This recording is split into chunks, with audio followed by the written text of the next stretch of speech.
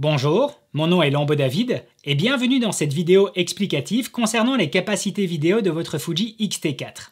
Aujourd'hui, nous allons voir ensemble point par point chaque élément vidéo présent dans la partie menu. Commençons.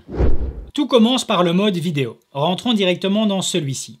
On va y retrouver directement la sélection au niveau de la résolution. On y retrouve de la Full HD 16 neuvième 1920 par 1080, de la Full HD 17 neuvième en 2048 par 1080, correspondant à de la 2K DCI, qui est un format principalement destiné à de la fiction.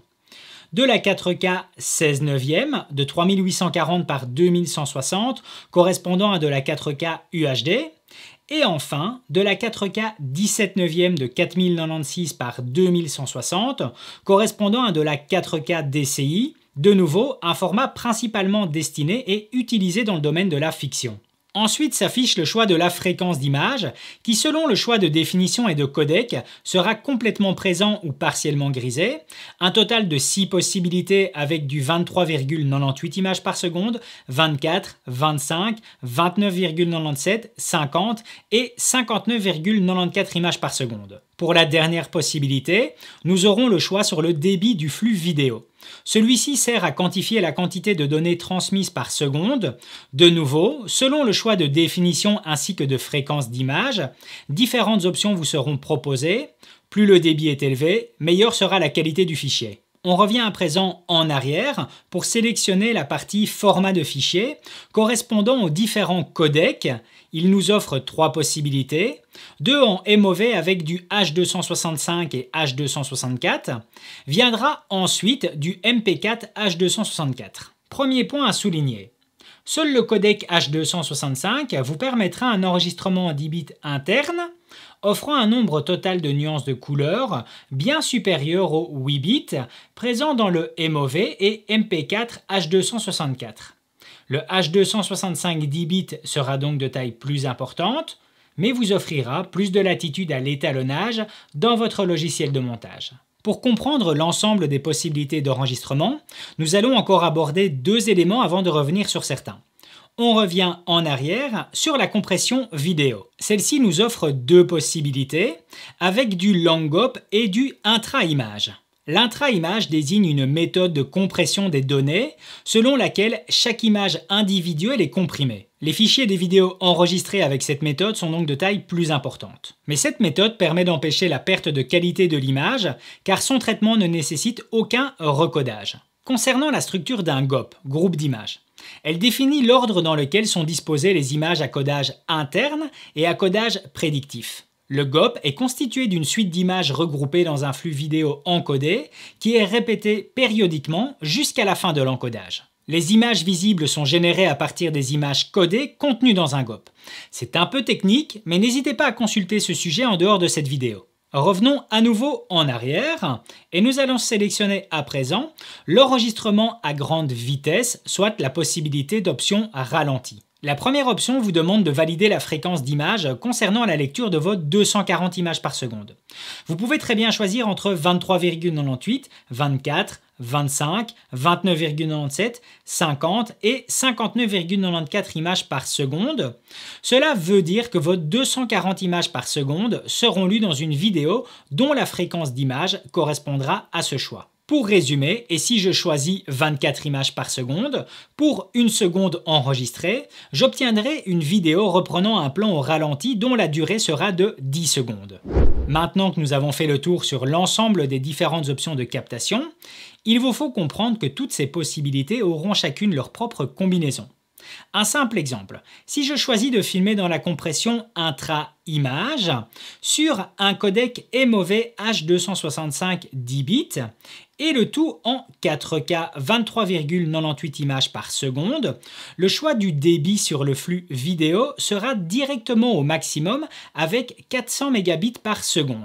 Par contre, si je choisis de passer sur de la compression vidéo Langop et que je reviens sur cette même option, j'obtiendrai une possibilité de débit pouvant descendre jusqu'à 100 mégabits par seconde. Nous allons à présent descendre sur l'option de correction d'agrandissement qui est présente pour vous offrir, si vous le désirez, une harmonisation sur l'ensemble de votre captation.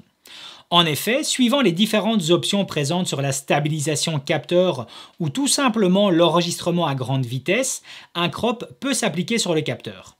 Cette option laissera ce crop constamment présent, et ce, même si cela n'est pas nécessaire, afin que votre cadre d'image reste identique, peu importe le choix que vous aurez effectué au préalable. S'offre à présent la possibilité d'enregistrement sur différents profils d'image, avec entre autres le F-Log et HLG. L'affichage indique deux éléments correspondant à l'enregistrement interne du boîtier sur carte SD ou l'enregistrement externe via HDMI. La première option indique que l'enregistrement sera sur la simulation de votre choix, chose que nous verrons un peu plus tard dans cette vidéo, et pareil pour l'enregistrement externe en HDMI. Ensuite, la possibilité d'enregistrer en F-Log sur la carte SD ainsi qu'en HDMI.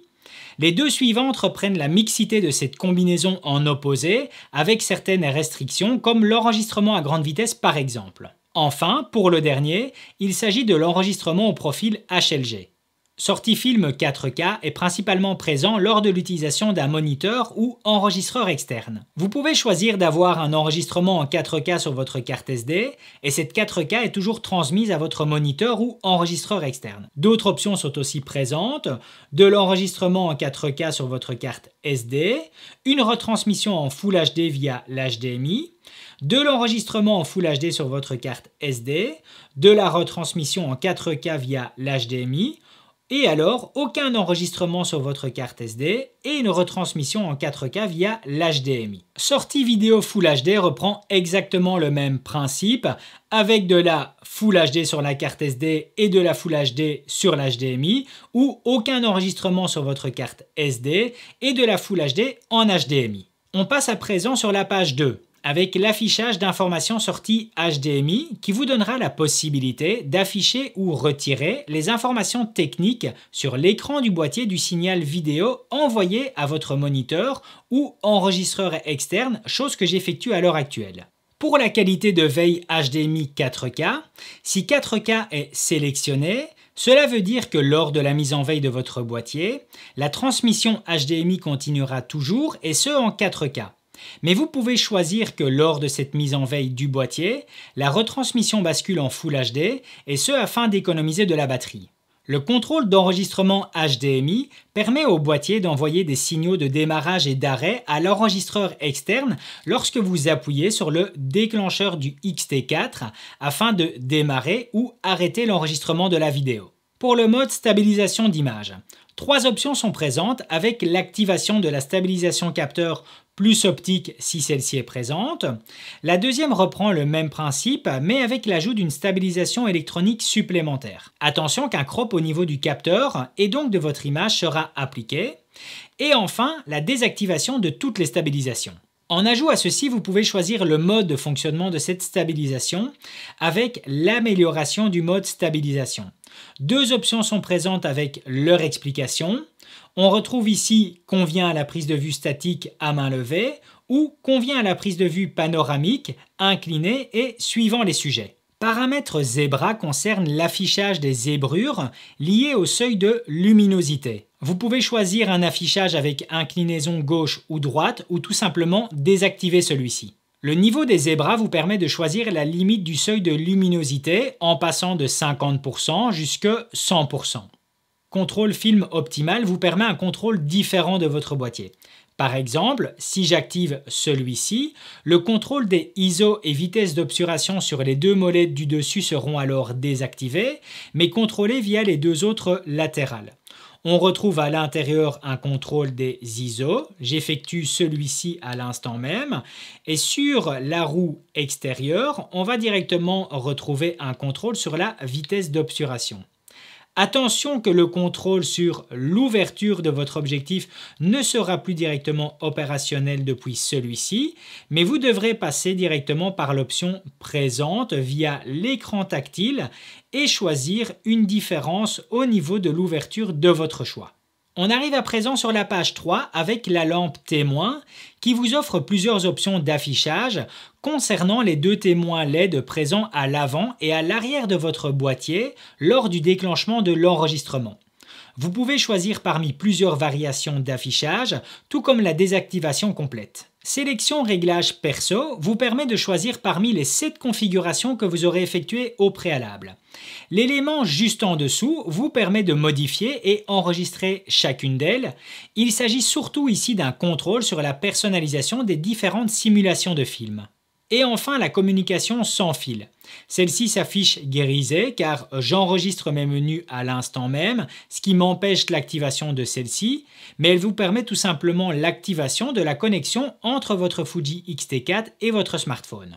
Pour la partie IQ, nous retrouvons les différentes simulations de films offrant 12 possibilités. Pour la balance des blancs, différentes configurations sont possibles avec entre autres 3 systèmes de priorité sur la balance des blancs automatique ainsi que 11 autres possibilités.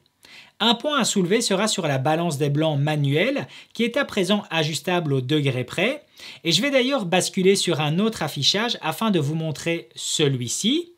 On peut voir de cette manière que j'ai ici un contrôle complet au degré près sur cette balance des blancs.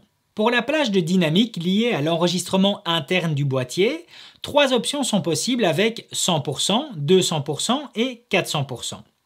100% vous permettra un réglage des ISO à partir de 160, 200% à partir de 320 ISO et 400% à partir de 640 ISO, ce qui correspond à l'ISO natif du capteur, vous permettant de profiter pleinement de sa plage dynamique. La courbe de tonalité vous permet d'effectuer une modification au niveau du contraste de votre image directement depuis le boîtier avec l'ajustement haute et basse lumière afin de créer une courbe en S par exemple, comme ceci ici, voilà, et j'obtiens à présent une courbe en S m'offrant un contraste différent sur l'image.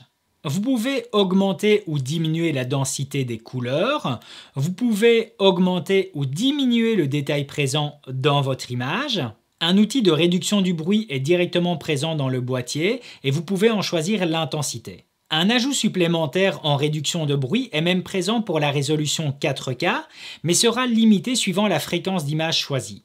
La correction du vignettage chromatique est principalement présente lors de l'utilisation d'objectifs vintage afin d'augmenter l'illumination périphérique de votre image et supprimer un quelconque vignettage. Enfin, le réglage de bague d'adaptation vous permet d'enregistrer jusqu'à 6 objectifs dont la communication électronique avec votre boîtier n'est pas possible, comme lors de l'utilisation d'objectifs vintage par exemple. En effet, si vous utilisez un objectif entièrement mécanique, il est important de communiquer la distance focale au boîtier afin que celui-ci optimise au mieux le fonctionnement de cette stabilisation capteur. Pour la partie mise au point automatique et mise au point manuelle, on va simplement voir 2 éléments liés à la mise au point manuelle. Le premier sera sur l'assistant de mise au point, autrement appelé Focus Picking, qui vous permettra de mettre un contour autour du sujet dont la mise au point est correcte. Vous pouvez personnaliser celui-ci sur le coloris ainsi que sur l'intensité.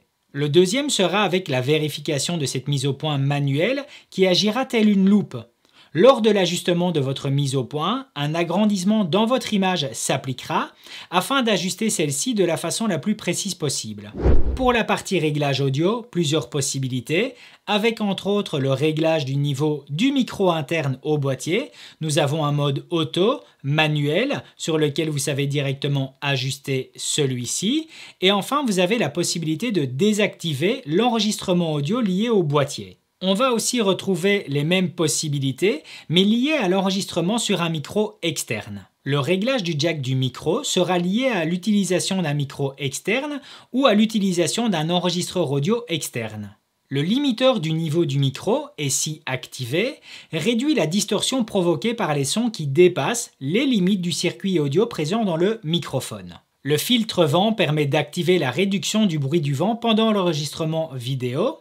Le filtre passe-bas permet de réduire le bruit présent à basse fréquence pendant l'enregistrement. Enfin, vous pouvez ajuster le volume de votre casque vous servant de retour audio. Le réglage du code temporel est aussi présent. Cette partie du menu concerne le système de synchronisation lié au marquage des éléments audio et vidéo enregistrés. Cependant, et étant un sujet à part en lui-même, il ne sera pas présenté dans cette vidéo. Pour terminer, un dernier élément. Dans la rubrique paramétrage et configuration d'écran, se trouve en page 2 l'assistant F-Log. C'est un outil et une fois activé, qui vous permet de visualiser votre image non plus dans un profil log, mais dans un espace Rec 709. Nous voici à la fin de cette capsule, qui je l'espère vous permettra de prendre pleine possession des capacités vidéo de votre Fuji X-T4. Néanmoins, et si vous avez des questions supplémentaires, n'hésitez pas à vous renseigner auprès de votre revendeur. Merci pour votre temps et bon tournage.